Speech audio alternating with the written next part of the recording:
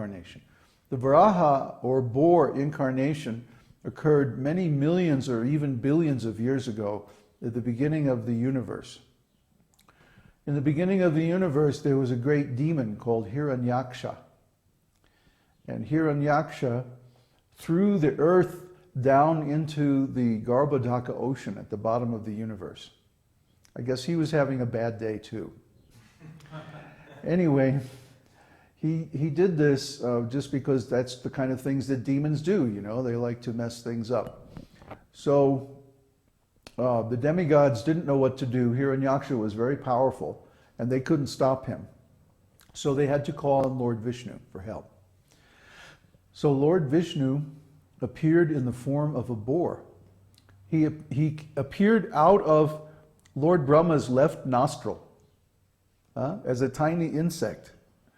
And then this insect gradually increased and increased in size until it was this enormous boar. And why a boar? Because if you know anything about wild boars or wild pigs, they like to root around in the mud and find, you know, stuff to eat that way. So Lord Boar went down, jumped into the Garbhodaka ocean, and then picked up the earth from the mud at the bottom of the Garbhodaka and put the earth back in her regular position in the universe. Then he had to fight with Hiraṅyakṣa because Hiraṅyakṣa didn't like him to do this. And of course he killed Hiraṅyakṣa after a long battle taking millions of years of earth time, but just a few moments in the time of the heavenly kingdoms, heavenly planets, and the planets of the sages and so on. So this battle raged on for a long time, and there was times when Hiraṅyakṣa appeared to be winning, and then there were times when Lord Boar was winning, and the demigods were cheering him on. Come on, Lord Boar, you know, sock it to him.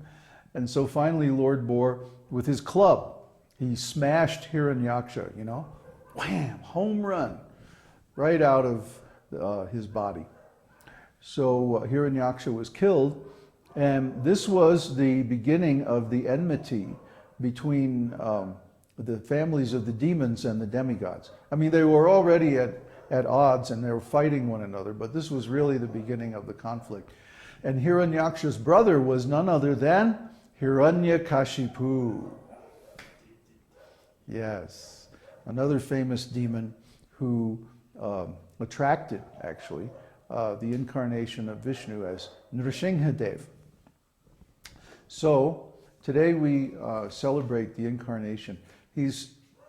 Lord Boar, Varahadeva, is considered the first incarnation of Vishnu, or the first pastime incarnation. The Purusha incarnations are, students? No. Garbhodaka Vishnu, Kshirodakshai Vishnu, and Karanadakshai Vishnu. Karana, in the causal ocean, or Mahavishnu, right? And then the pastime incarnations begin with Varaha. Vamana comes much later in another Manu. So all these incarnations appear at specific times in the universe, and Lord Brahma knows exactly when they're going to appear.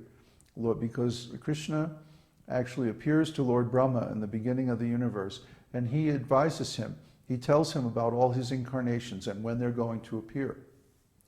So Lord Brahma knows the schedule, and he also knows what their activities will be, what their pastimes will be. So there are the Purusha incarnations, there are the pastime incarnations, and then there are the Yuga avatars, right? Krishna says, Yada yada hi dharmasya glanir bhavati bharata. I appear in every yuga. Yuge.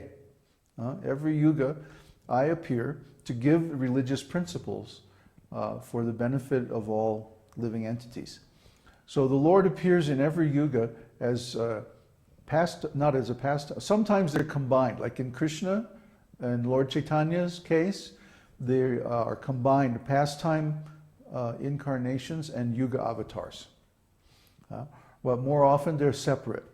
For example, in the Satya Yuga, the Nara Narayan Rishis are the yuga avatars.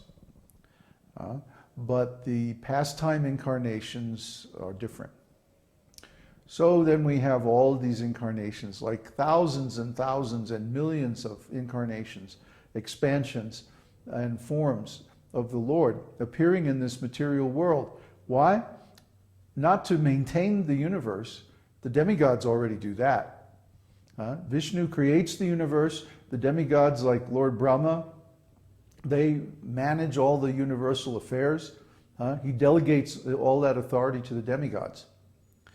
But then he appears just to save the living entities from material existence. That's his special role. So the Lord is so merciful. He's so kind that when everything else fails, he's there to save us. So that's the role of the Lord in the material universe and actually in the life of every living entity. And we should understand that we have no better friend than the Lord. He's always there. He's the last resort. And when things get really desperate, if we take shelter of him, we'll be saved. So just like the Earth planet, when she was thrown into the ocean, she went to Lord Brahma, and then Lord Brahma went to the Lord and begged for his intervention. And he certainly came and made everything right. So we can also do that. When we're thrown into despair, or when we're confused, or attacked, or something like that, we can always take shelter of the Lord, and he will always respond if we're sincere. That's the criterion. We have to be sincere. Just like there was one devotee who made all kinds of promises. I'm going to do this, I'm going to do that, I'm going to bring all these friends of mine to your workshop in San Diego, I'm going to do this. And then he even took a devotional name, and he was so enthusiastic and all this stuff. And then what happened? Nothing. He didn't make good on any of his promises. It made him look like a fool, you know. And we even have some devotees who took initiation from us, and then they agreed to do certain services, and then they didn't do it. And this makes them look like fools. That makes them look like they're not sincere, and they're not sincere. Servants of Maya. Well, yeah, they're servants of Maya. Maya means illusion. Maya means false promises. Just like when the politicians, there's a big political race right now in the U.S., and the politicians are making all kinds of promises. Oh yeah, we're going to reform the government, we're going to do this, we're going to do that, improve the economy, blah, blah, blah, blah, blah, right? And everybody knows that most of these promises are false. But still the game goes on anyway. Why? Because this material world is a world of false promises. Promise her anything, but give her arpege. Remember that commercial? Maybe it was only in the U.S. But anyway, that's the cynical viewpoint of the materialists is, I'll say anything to get what I want, but then I don't care. I'm not going to have to actually do what I said I was going to do. I'm just going to say whatever I need to say to get what I want, and that's it. We see this all the time. So in material life, we're constantly experiencing false promises. But a devotee is not like this. A devotee values his word of honor, first of all. If he says, I'm going to do this, I'm going to go here, I'm going to show up there, I'm going to do that, then he better do it. Because the first qualification of a transcendentalist is that he says what he's going to do, and he does what he says he's going to do. His word of honor is good. It's as good as gold. If he says, I'm going to be your disciple, I'm going to follow these rules and regulations, I'm going to do service, I'm going to remain loyal to the sampradaya and all that, He has to do that. And if he doesn't do it, it means that he's not sincere and he's just a fool. He's a rascal, actually. Rascal means someone who makes false promises. We know there's such a thing as a sincere rascal. We've experienced this, where we'll say to them, you really should follow this spiritual process and chant and so on. And they frankly say, no, I can't do it. I can't stop eating meat. I can't stop illicit sex life. I just can't do it. That's a sincere rascal. And we prefer a sincere rascal rather than an insincere so-called devotee. Someone who says, oh yes, I'm your disciple, I'll do whatever you say, you're my spiritual master, isn't this great? Oh yeah, this is wonderful. And then what happens? They go away, they don't show up.